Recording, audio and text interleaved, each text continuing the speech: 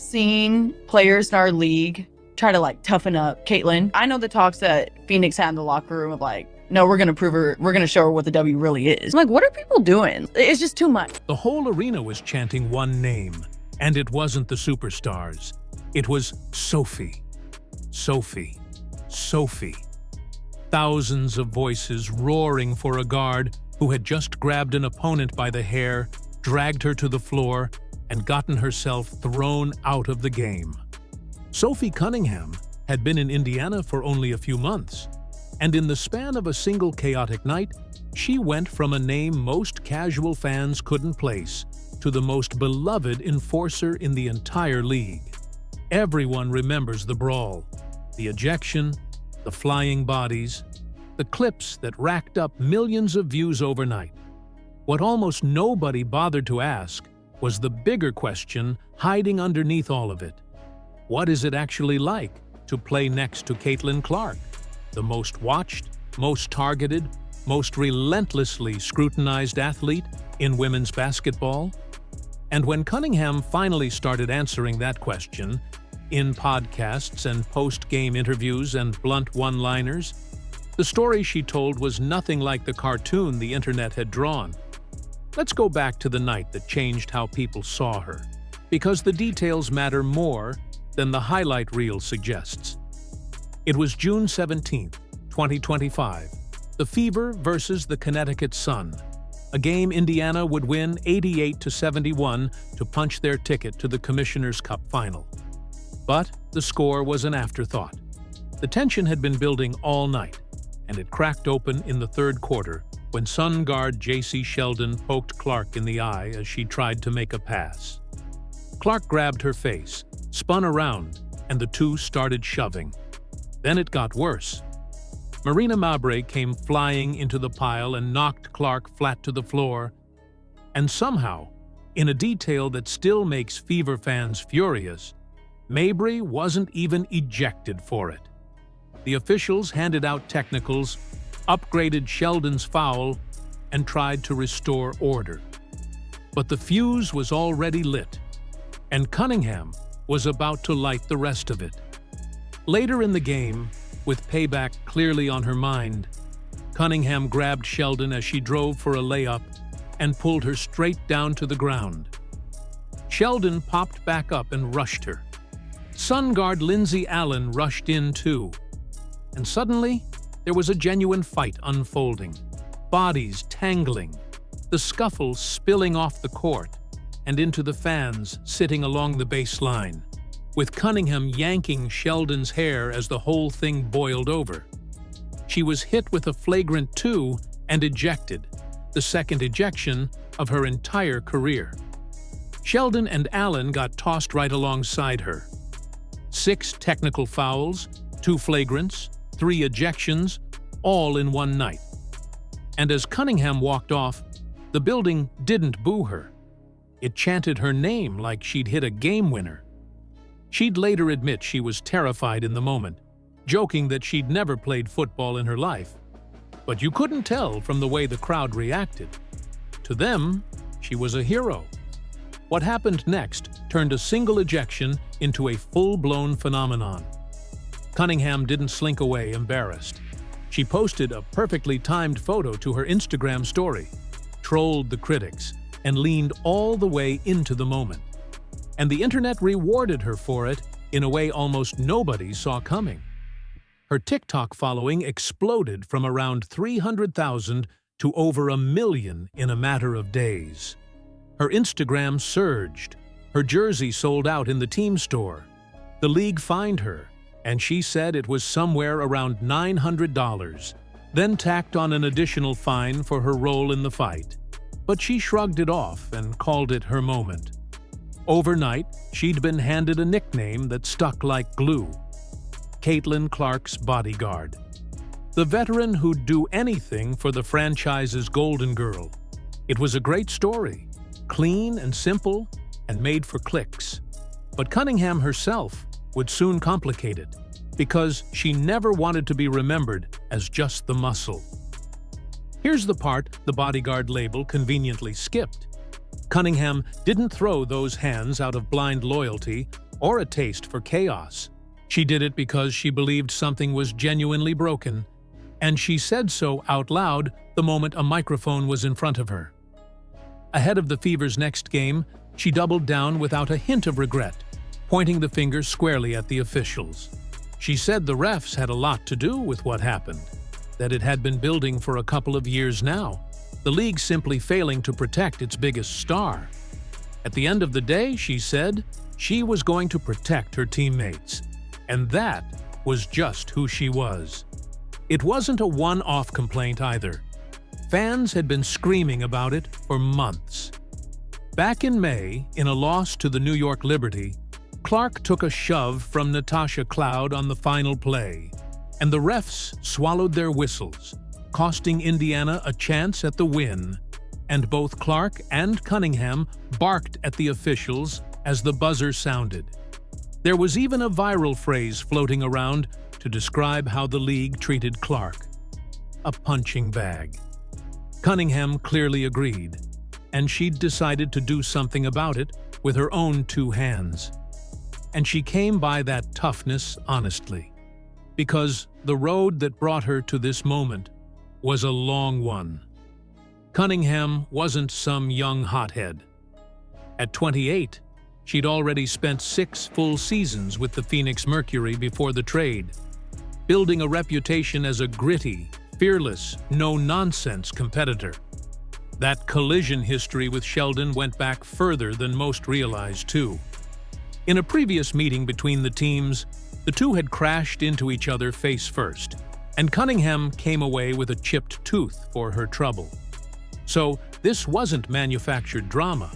This was a hardened veteran who'd been through the wars, finally landing somewhere that felt like home.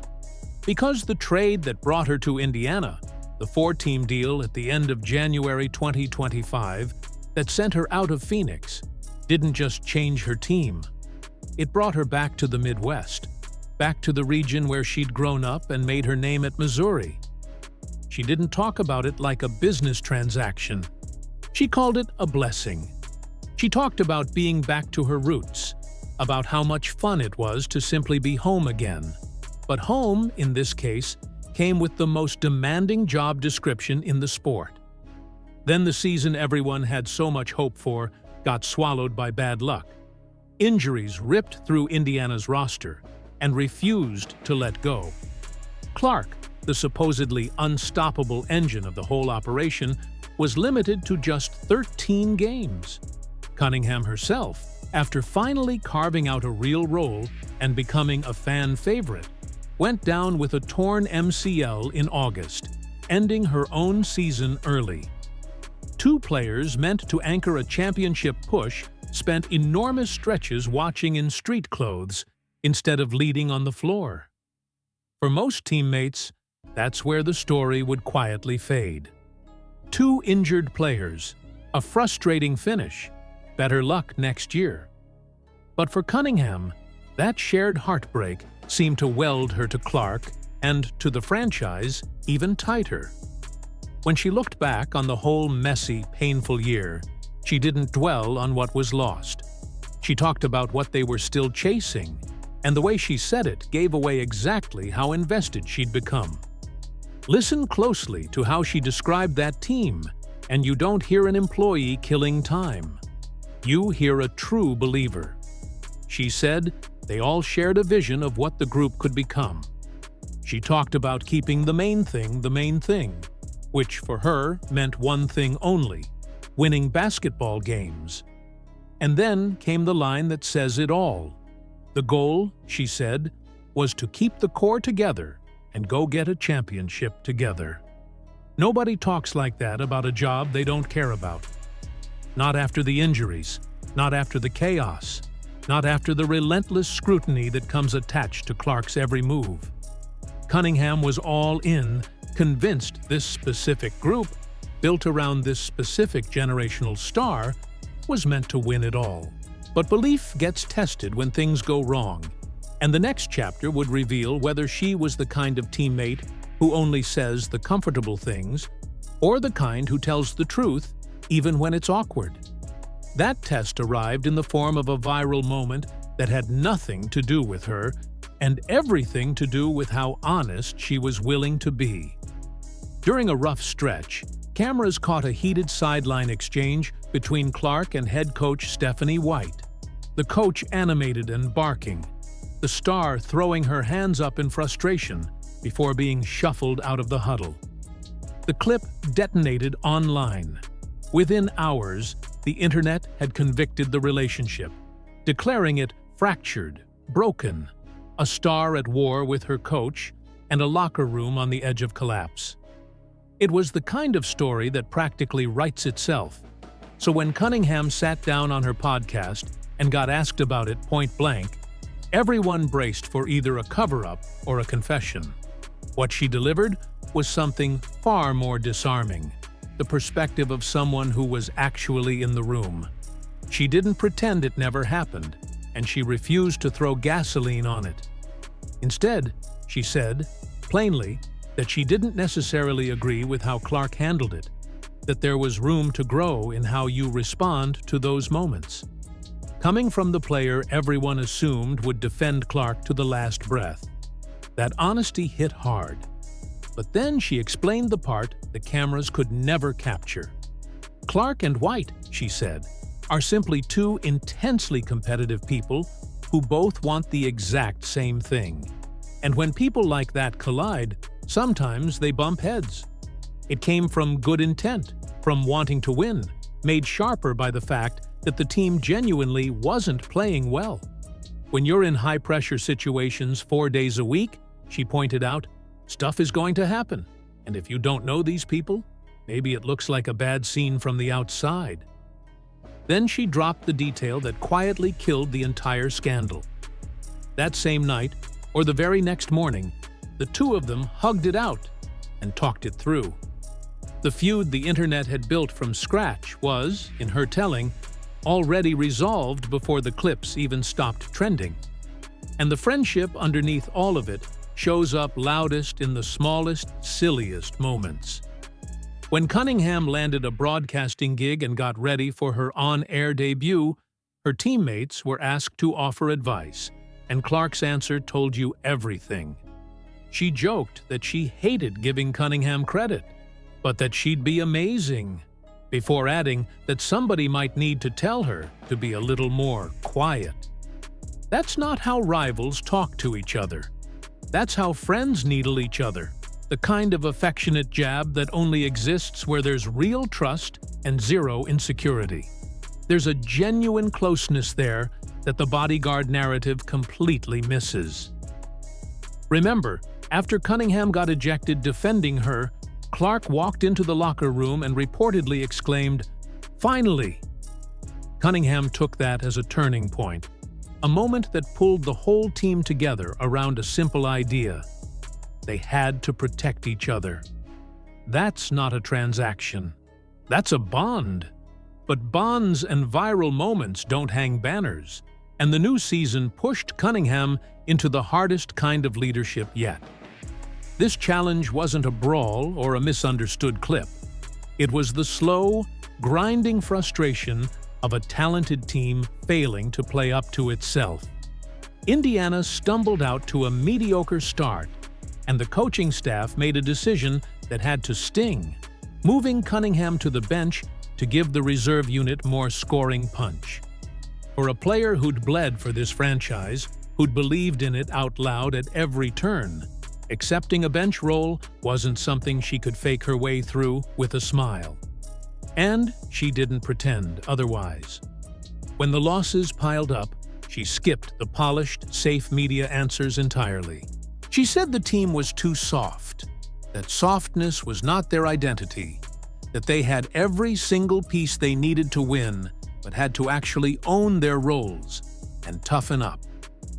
After another bad loss, the group locked themselves in a long meeting, and she came out of it hoping they'd finally turn the page. It was the exact same voice that had called out the referees a year earlier, just aimed inward this time, willing to hold her own teammates accountable instead of only the people in stripes. So strip away the highlight reels and the outrage cycles and the bodyguard label, and ask the real question one more time. What is it actually like to play with Caitlin Clark? Cunningham has spent 2 full years answering that without ever sitting down to formally answer it. In trades and fights and torn ligaments and podcast confessions and unflinching post-game quotes. And the answer she keeps circling back to is richer and more complicated than any fan narrative will allow. It means signing up to protect someone the league won't always protect, even when it costs you ejections, fines, and a chipped tooth. It means being honest enough to admit your superstar got something wrong, while still understanding down to your bones exactly why it happened. It means trolling the haters and selling out your jersey and roasting each other on national television and trusting each other completely when the huddle goes quiet. And through every injury and every losing streak, it means still believing, out loud and without apology, that this group is chasing a championship together. The fans wanted something simple, a bodyguard and a phenom. What Cunningham keeps revealing every single time she opens her mouth is something far rarer and far more durable than that. 2 fierce competitors who found their way to the same city, the same goal, and a partnership built to outlast all the noise. The only question left hanging is whether the championship she keeps talking about actually arrives. And after everything she's said and everything she's been willing to do, it would be foolish to bet against her wanting it more than anyone in the building. The whole arena was chanting one name, and it wasn't the superstars. It was Sophie. Sophie. Sophie. Thousands of voices roaring for a guard who had just grabbed an opponent by the hair, dragged her to the floor, and gotten herself thrown out of the game.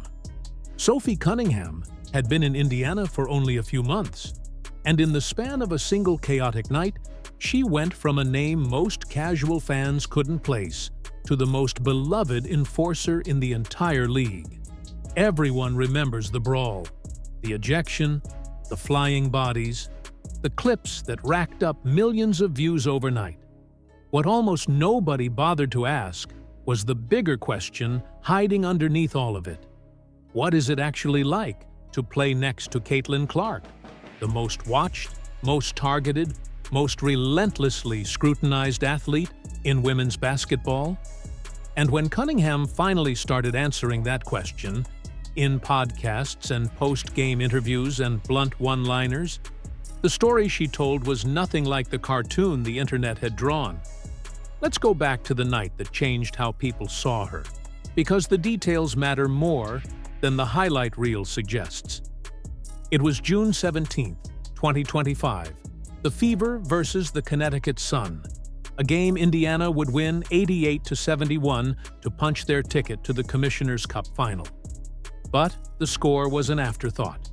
The tension had been building all night, and it cracked open in the third quarter when Sun guard J.C. Sheldon poked Clark in the eye as she tried to make a pass.